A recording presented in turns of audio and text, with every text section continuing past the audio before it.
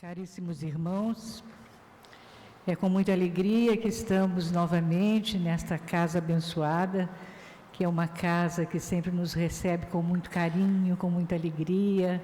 Somos acolhidos com uma amizade muito sincera de cada um desses companheiros que estiveram ao nosso lado nesses últimos anos. Na realidade, estamos na doutrina desde o início da década de 70.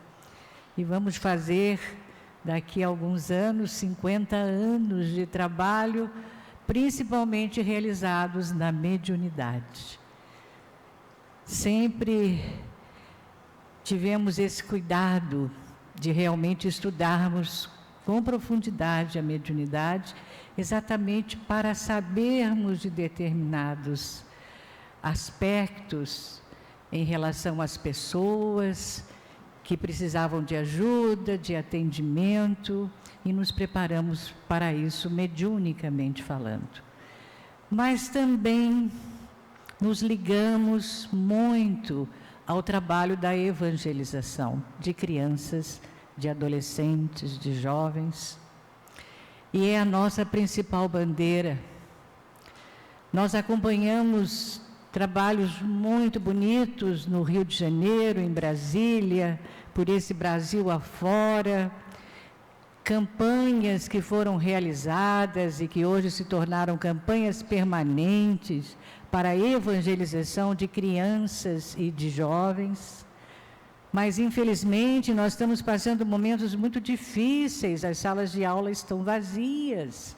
E precisamos fazer alguma coisa para que as crianças retornem à casa espírita, os pais sintam a necessidade de realmente trazê-las para a formação do homem de bem. Esse livro, na realidade, não foi só elaborado por nós, mas pelo grupo de evangelizadores desta casa. Nós começamos a nos reunir em 2016, no primeiro semestre de 2016, para discutirmos problemas que estariam acontecendo na sala de aula. Alguns diretores, inclusive, que estão aqui hoje, participaram conosco desse diálogo, dessas conversas, dessas análises, e começamos a perceber a necessidade de elaborarmos alguma coisa, produzirmos alguma coisa, para que ficasse registrado e para que não perdêssemos esta oportunidade. Porque, sem sombra de dúvida, tudo que pudermos fazer em prol da evangelização de crianças e jovens é extremamente importante e necessário. Nós, espíritas, deveríamos ter mais consciência em relação a isso. Quantos chamamentos, quantas mensagens recebemos ao longo de todos esses anos. Já falamos aqui, de certa feita, nós começamos na Federação Espírita Brasileira em 1914, tem mais de 100 anos, e alguns centros pelo Brasil afora, e até no exterior, já realizavam trabalhos de evangelização de crianças e jovens. Então, temos que retomar muitas coisas. E esse trabalho foi sendo construído passo a passo, com todo este grupo maravilhoso. Os nomes estão publicados, aqueles que estiveram lado a lado conosco, e outros que nos ajudaram até do exterior, para a elaboração desse livro. No capítulo 4, por exemplo, que são as experiências, narrativas experiências, infelizmente, de crianças que se suicidaram, de jovens que se suicidaram, as tragédias das famílias que precisam de consolação e de orientação, para que isso não ocorra mais, para que isso não aconteça mais. Então, este livro foi uma proposta de estudarmos uma questão fundamental porque os tempos são chegados e até teria sido anunciado. Nós vamos ler o trecho onde, em Obras Póstumas, Kardec anuncia isso, que até suicídios de crianças ocorreriam. E nós deixamos passar. Isso foi em 1866. Essa mensagem de Kardec em Obras Póstumas foi em 1866. Na realidade, junção de duas mensagens enviadas por dois espíritos superiores, através de médiuns diferentes, distintos. Ele então juntou essa mensagem e fez uma análise até chegar a essas conclusões em função dos momentos que estaríamos vivendo agora. Uma previsão clara, absolutamente clara. E nós não nos demos conta. Nós espíritas não nos demos conta.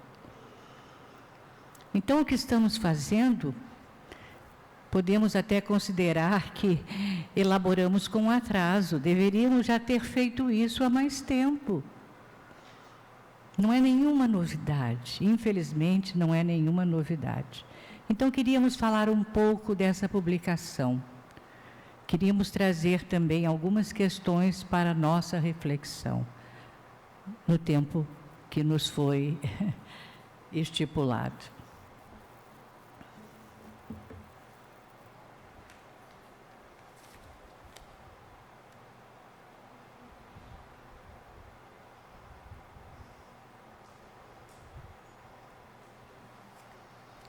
Então, aqui tem o título, Comportamento Suicida na Infância e na Adolescência, conhecer para prevenir análise espírita. Fazemos, então, levantamos uma questão inicial. Na visão espírita, como avaliar as causas que estimulam crianças e adolescentes ao suicídio? É um assunto delicado, é um assunto que nos entristece, que nos desola. Como crianças podem ter ideias suicidas. Interessante que, ao começarmos os trabalhos aqui em 2016,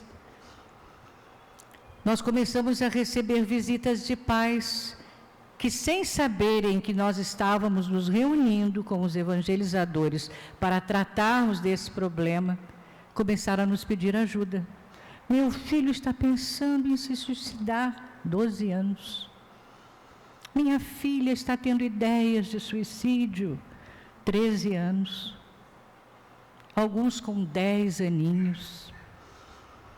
Na realidade, esses estudos começaram em 2005, quando elaboramos um artigo para a revista Reformador.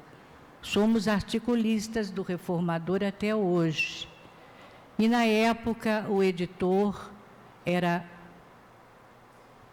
um grande amigo nosso, que nos deu oportunidade de elaborarmos esse artigo que falava sobre suicídio infantil e de jovens. Isso foi em agosto de 2005. Podem procurar nos arquivos do Reformador. Interessante, minha memória falhou agora e eu esqueci do altivo, o nome do altivo, Altivo Ferreira. Vocês devem conhecer, Altivo era paulista, foi vice-presidente da Federação Espírita Brasileira. Altivo era uma pessoa extraordinária. E ele ainda disse para mim, será que você está certa? Você acha que os leitores vão gostar de ler sobre isso? Eu digo, acho. Aí aconteceu um outro caso que eu gostaria de comentar como uma história, porque isso faz parte dessa trajetória em relação aos estudos que desenvolvemos. Não é uma coisa fácil não, minha gente. É difícil falarmos de suicídio na doutrina. Muito difícil. Nós começamos a receber, para a elaboração desse artigo, informações pela internet sobre os índices que tinham aumentado em 40% em relação às crianças a partir dos 10 anos, da Organização Mundial da Saúde. E conforme íamos recebendo esse material e íamos imprimindo, começamos a passar mal mediunicamente. Começamos a ter evidências de crianças se suicidando, de jovens se suicidando, e aquilo nos causou um mal-estar terrível. E nos sentamos para orar e pedir ajuda ao plano espiritual. Já tínhamos nos comprometido com a revista que tínhamos que publicar neste mês. E aí eu pedi ajuda a Dona Ivone Pereira. Ela deve estar aqui hoje, né? A Dona Ivone Pereira. Dona Ivone, pelo amor de Deus, Dona Ivone, é um simples artigo, nos ajude. E tivemos a sensação, ao acabarmos a prece, que a Dona Ivone estava ali conosco. Passamos 10 dias sem conseguir trabalhar naquele material. Depois dos 10 dias, nunca mais aconteceu nada. E começamos a pensar em elaborar um livro. Começamos, sim, a pensar em elaborar um livro. Porque fomos procurados, inclusive em alguns congressos que participamos, sobre esse tema. Todo mundo estava sequioso para saber, curioso para saber. Porque traz, evidentemente, chama a atenção das pessoas, não é? Então, para vocês verem que isso não é uma coisa fácil. E aí eu posso dizer, vou usar uma palavra, eu grudei na Dona Ivone Pereira. Até hoje, né? Agora ela é braba, viu? Porque se você não acerta, ela chama a sua atenção. Não tenham dúvida disso. Né? De vez em quando tem alguns médiuns que recebem umas mensagens dela e dizem, sim, claro, isso aqui é para você. Puxando a orelha da gente. Ela já teve uma vez que ela me disse, o seu problema é disciplina, falou para mim numa mensagem recebida por um dos médiuns. E eu, vesti a carapuça, ela tinha razão, senão não ia chegarmos no final desse livro. Então, olha que coisa maravilhosa, esse intercâmbio, essa facilidade, muitas vezes, de recebermos essas orientações do plano maior, do alto, como nos sentimos seguros e fortalecidos para realizarmos determinados trabalhos que são essenciais para ajudarmos as pessoas que estão à nossa volta. Ainda mais, imaginem as crianças. Então, os pais têm compromissos inadiáveis na formação moral dos filhos. Começa por aí. O que é que está acontecendo? A situação, isso são palavras de Bezerra de Menezes, a situação chegou a tal ponto que há necessidade de desenvolver estudos e exames especiais dentro da própria revelação espírita, se referindo ao suicídio. São palavras de Dr. Bezerra de Menezes no livro Dramas da Obsessão. É um livro que todos deveriam ler, sobre o Leonel. Lembram do Leonel? Esse personagem que desde a mais tenra idade teve problemas sérios, obsessivos. Ao longo desses estudos e dessas pesquisas, nós procurávamos alguma orientação, além das obras básicas, que eram analisadas, estudadas por nós, principalmente, né, O Céu e o Inferno. Nós começamos a perceber que havia muito pouca coisa sobre crianças, adolescentes, em relação a esse problema do suicídio. Nós encontrávamos, por exemplo, em Sueli Caldas Schuber, quando ela falava no problema obsessivo em crianças, um autor espiritual excelente que também trouxe algumas contribuições sobre obsessão infantil, Manuel Filomeno de Miranda, no livro Trilhas da Libertação. A literatura não era muito vasta em termos de fundamentação espírita, de análise espírita, não era muito vasta. Então nós tivemos que caminhar passo a passo, no sentido de construirmos ou de elaborarmos uma obra que realmente nos levasse a essas reflexões profundas sobre o porquê aconteciam essas tragédias, né, em relação às decisões tomadas pelos nossos pequeninos. E assim,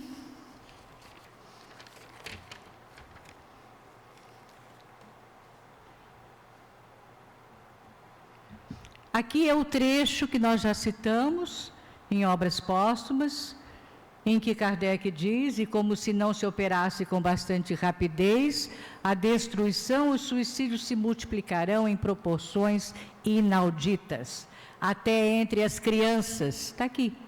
São esses os verdadeiros sinais dos tempos, e tudo isso se cumprirá pelo encadeamento das circunstâncias, como já o dissemos, sem que haja a mais ligeira derrogação das leis da natureza. Está claro. Então, já fizemos alguns comentários sobre por que começamos. Essa situação ocorre com certas crianças e adolescentes, manifestando comportamentos difíceis de serem controlados, como resultante da rebeldia, da insatisfação, do nervosismo, dos problemas intelectuais que apresentam, agravando-se cada vez mais a sua existência, caso não recebam os cuidados urgentes dos pais em forma de afeto e compreensão. O primeiro capítulo do livro vai falar sobre depressão infantil. E aí fazemos também uma análise sobre depressão e suicídio, se uma coisa está relacionada à outra, e chegamos à conclusão que não é bem por aí. Porque também nos fundamentamos em excelentes especialistas, autores idôneos que não são espíritas, mas que nos trazem todos esses conceitos para melhor entendermos as características dessas crianças, conforme lemos aqui. Quando nós falamos que nos preocupamos com a mediunidade, que gostamos de estudar sobre a mediunidade, é porque estamos chamando a atenção carinhosamente para todos nós que aqui estamos. Nós precisamos conhecer um pouco mais a ciência espírita, sim, para podermos compreender todas essas complexidades em relação a determinados espíritos que estão chegando, comprometidos com a lei divina, para novas chances.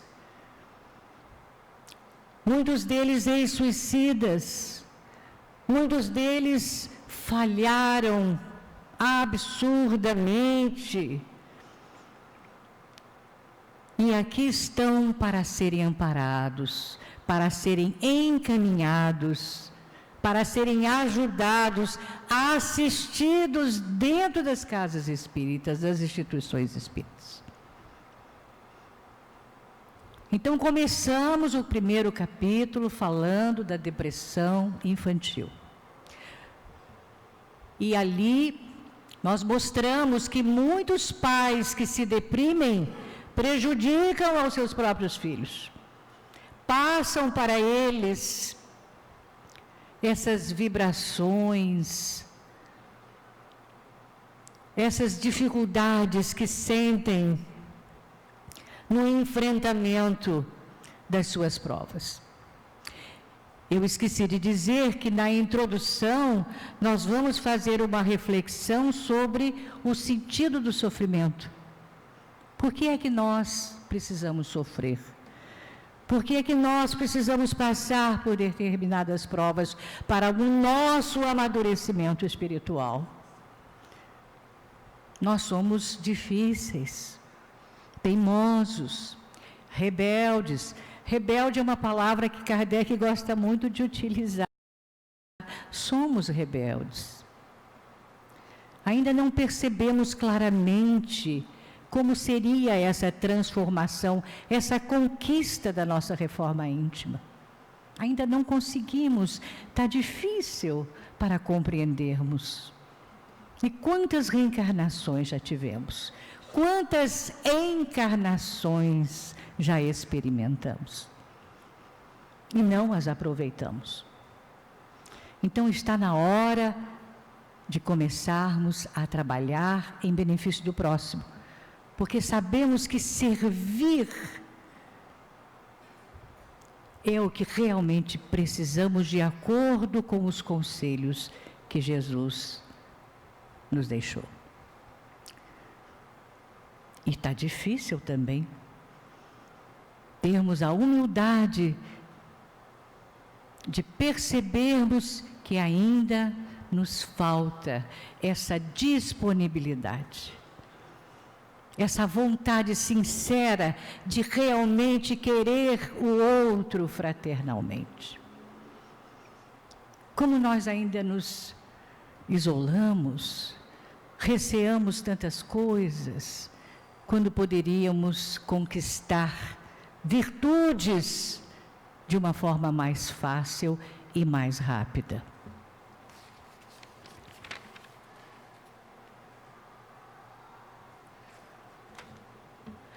É imprescindível considerar a evangelização de crianças e jovens nos lares e nos centros espíritas como a verdadeira educação para a formação espírita cristã das novas gerações que necessitam evoluir moralmente em seu retorno à Terra, para a continuidade do processo de transição planetária e do renascer de uma nova era. Falamos já logo no início, sobre a importância da evangelização, sobre a nossa grande preocupação de realmente fazermos com que os pais tenham consciência disso, da necessidade de ajudarem aos seus filhos.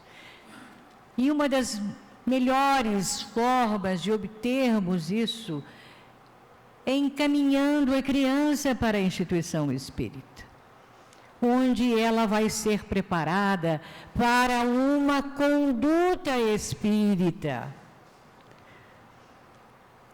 onde ela vai perceber claramente certas diferenças, principalmente entre o bem e o mal. E o que seria esse senso moral? Podemos trabalhar com a criança? Claro.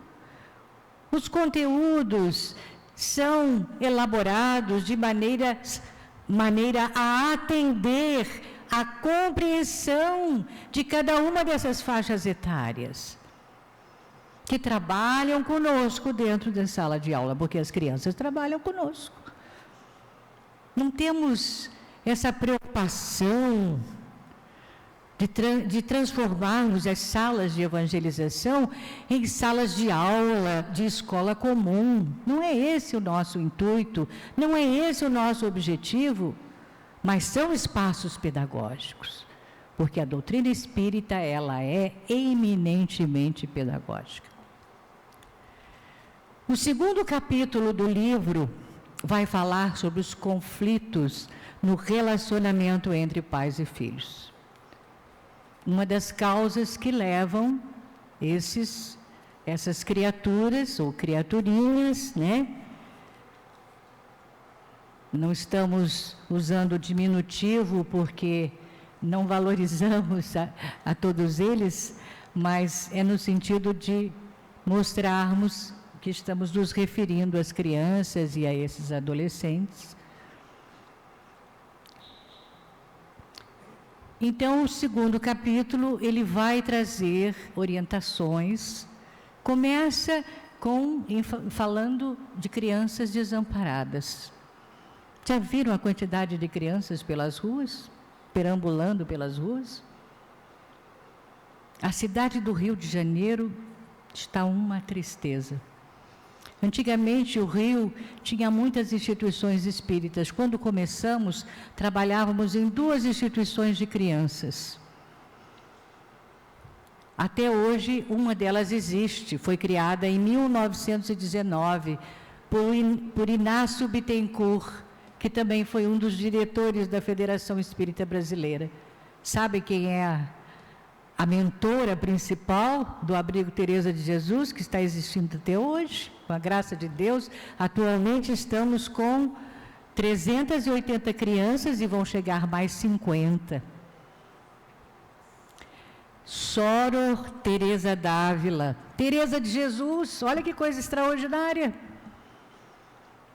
Recebiam naquela época mensagens de Soror Teresa d'Ávila. Ontem foi a canonização de Irmã Dulce. Então, são espíritos maravilhosos que tanto se dedicam ao bem. O 3º capítulo são motivos que levam, causas ou motivos que levam a criança ao suicídio. Nós já vamos falar sobre isso.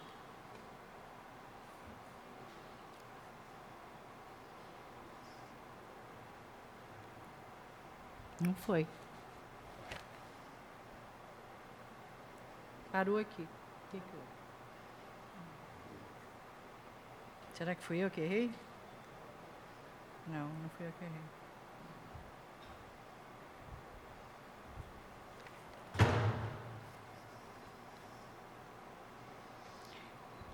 Vinícius Pedro de Camargo,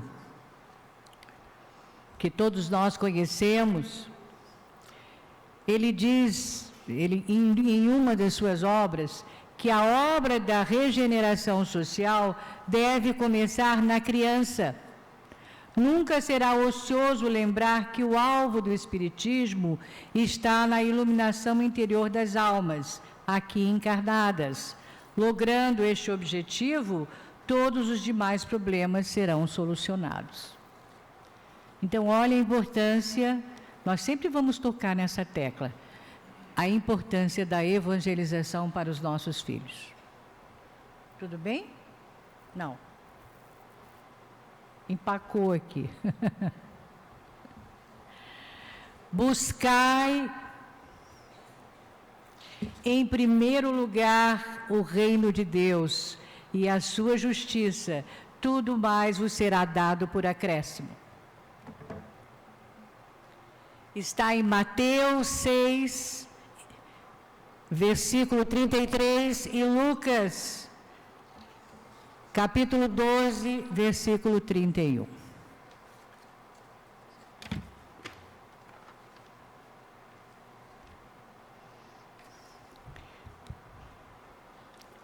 Quando falamos de motivos emocionais, estamos nos referindo a temas como bullying,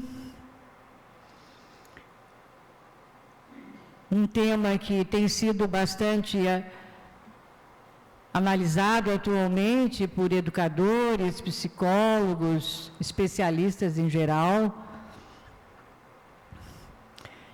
E nós fazemos uma análise que nos pareceu com base na doutrina espírita, trazendo algumas orientações nesse sentido, de como deveremos agir, de como deveremos fazer para que isso não se perpetue, né, em relação às situações vivenciadas pelas nossas crianças, das escolas, mas também acontece bullying no meio familiar.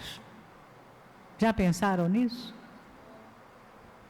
Ficamos diminuindo muitas vezes com apelidos que são jocosos, apelidos que, né? E não sabemos como o espírito irá reagir. Alguns espíritos que reencarnam são muito sensíveis. Passaram por muitos traumas em reencarnações passadas. Ainda estão com aquelas ideias fixas de outras existências. Então não sabemos como irão, né, reagir em função de certas situações. O suicídio da criança ou do adolescente deve ser analisado com cuidado por todos aqueles que educam a infância e a mocidade à luz do espiritismo cristão, sobre os fatores que os levam a adquirir desinteresse pela vida e a ideia de morrer passe a influenciá-los constantemente. Outro motivo também é o uso indevido das tecnologias que são usadas atualmente. É um outro problema. Tem WhatsApps aí de suicídio. Agora, há poucos dias, estávamos assistindo nas redes sociais um vídeo desse novo ministério, Família, Mulher e Direitos Humanos. E a ministra, desesperada, porque tinham vários grupos que estavam convocando crianças a partir dos 10 anos, dos 12 anos, a se suicidarem. E o Ministério estava tendo que fazer uma série de coisas. Aí veio uma senhora, uma psicóloga, que parece que estava à frente desse movimento, na tentativa de ajudar as famílias para o que estava ocorrendo. Ela falou coisa, olha, eu fiquei tão impressionada, porque eu tenho quase certeza, ela falou assim um número, mais de 40 grupos. Eu digo, mas o que é isso? Não estamos falando em baleia azul, em baleia amarela, não é nada disso, é de hoje mesmo que está acontecendo, né? Outro motivo, além do problema do uso, não é? Aí eu vou ter, ficou tão grande que eu vou ter também que ler, porque senão a minha memória vai falhar. Desculpe.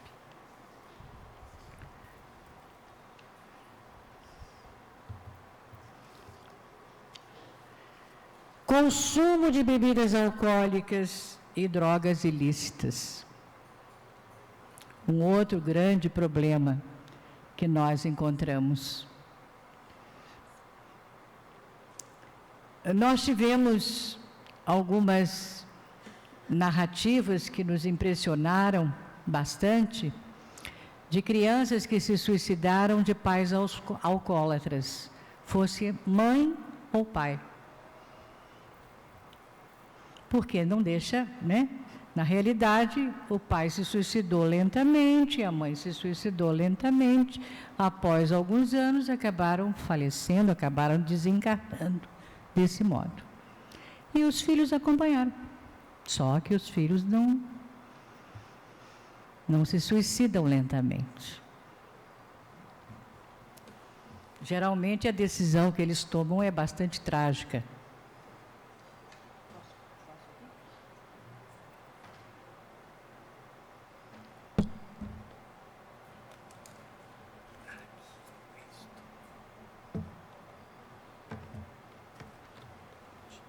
Para baixo?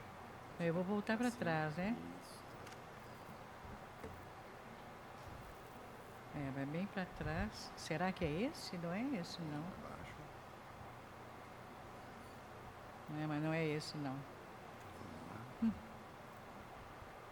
Não, pode deixar. A gente se vê.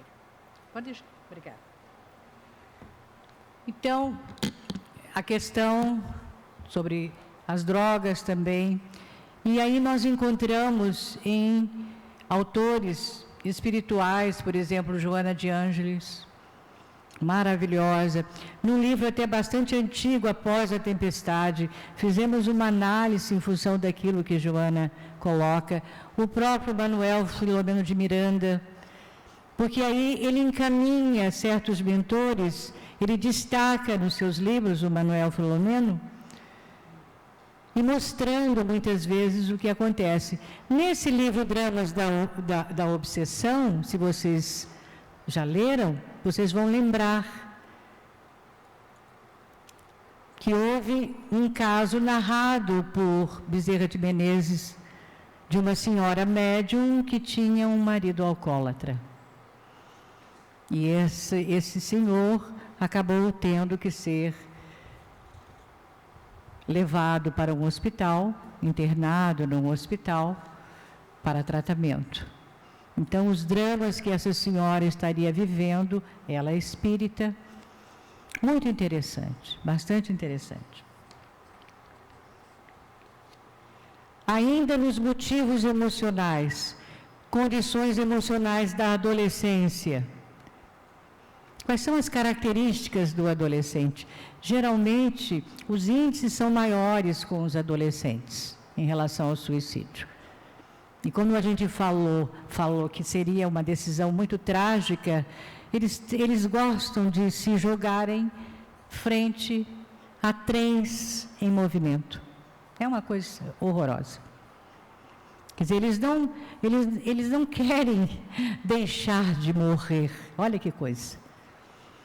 Um deles se atirou do 15º andar do edifício residencial lá em Brasília e foi cair na piscina onde tinha aquela lona, né?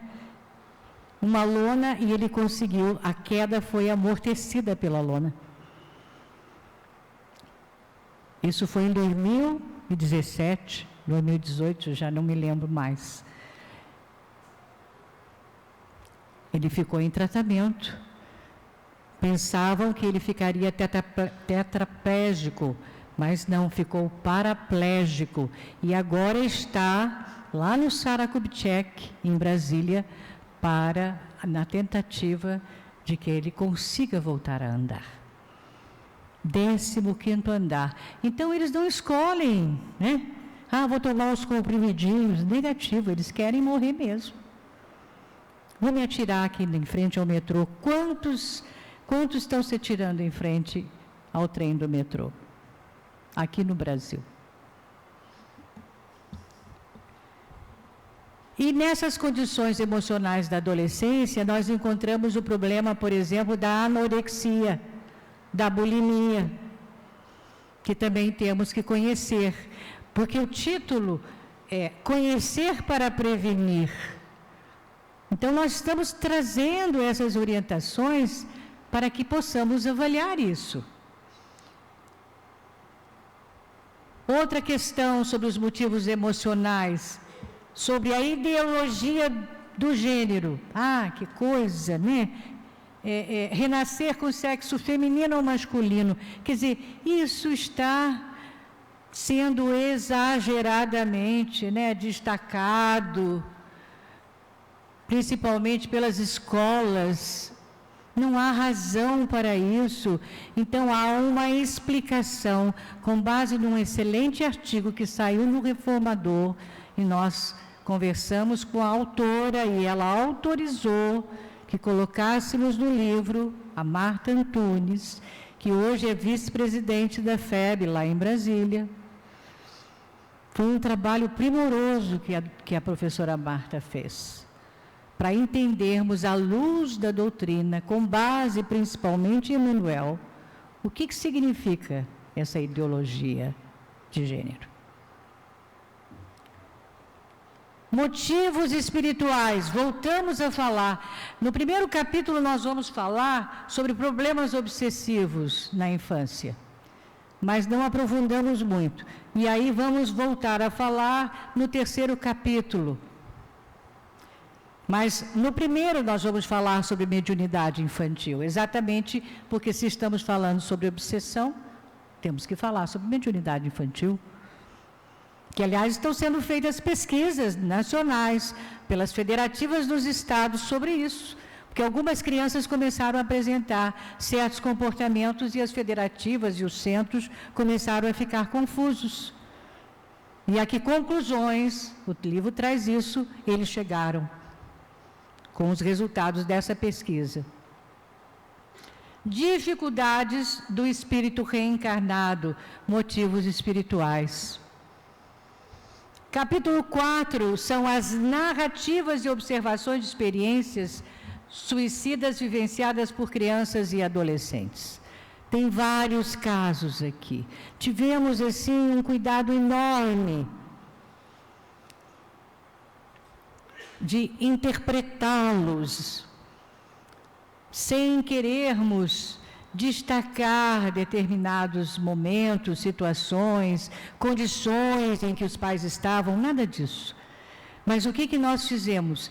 Ao final de cada caso, com base nas obras básicas e em outros livros absolutamente idôneos, nós conseguimos analisar a situação daquele personagem.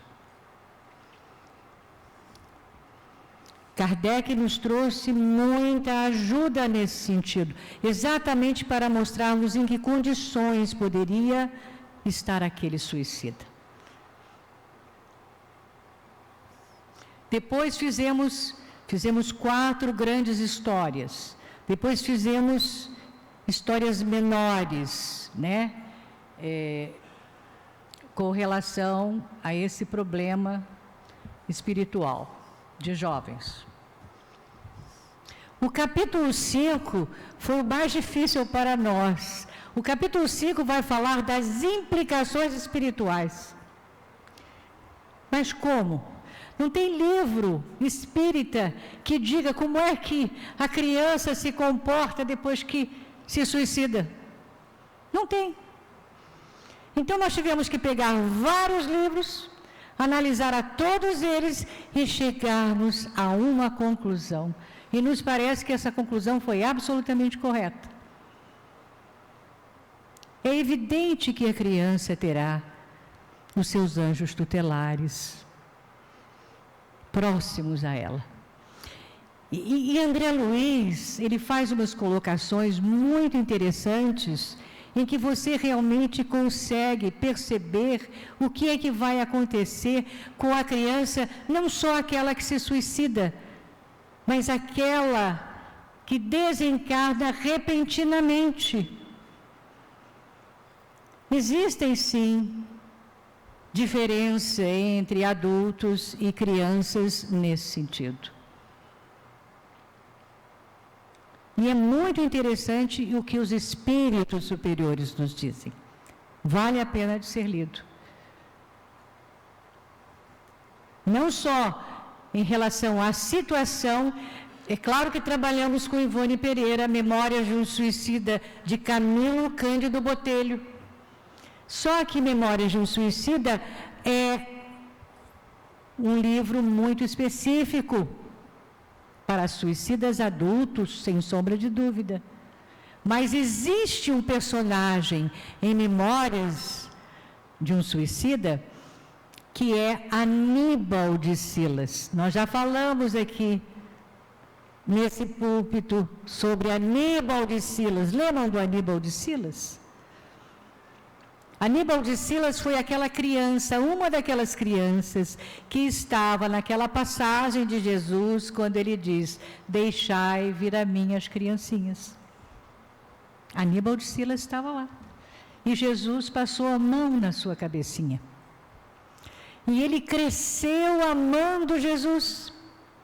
E a partir daí, nesta reencarnação, diz Dona Ivone, que ele acabou sendo crucificado de uma outra forma, evidentemente. Ele foi queimado vivo.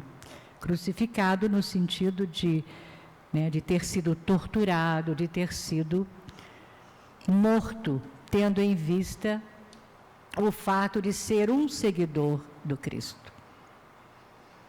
A partir daí, nunca mais ele deixou as crianças e os adolescentes. Ele passou a cuidar delas, principalmente as desamparadas. Muito bonito, belíssimo. Então, é Aníbal de Silas, esse anjo tutelar, que sem sombra de dúvida ampara a esses pequeninos que infelizmente estão se suicidando. Nas implicações espirituais também, nós vamos encontrar o que vai acontecer nas próximas encarnações desses espíritos. É aí que o drama começa, o drama real começa. Porque eles chamam Memórias de um Suicida de roteiro único. O que significa roteiro único? Que todos irão passar igualmente por sofrimentos, por provas extremamente expressivas, extremamente significativas. Não podemos usar outras palavras, porque isso são temas, né, que nos tocam profundamente. Roteiro único, é assim que está denominado em Memórias de um Suicida. E é evidente que essas crianças, apesar de estarem próximas aos pais, poderão se sentir, né, em sofrimento. Só que nós sabemos que nenhum caso é idêntico.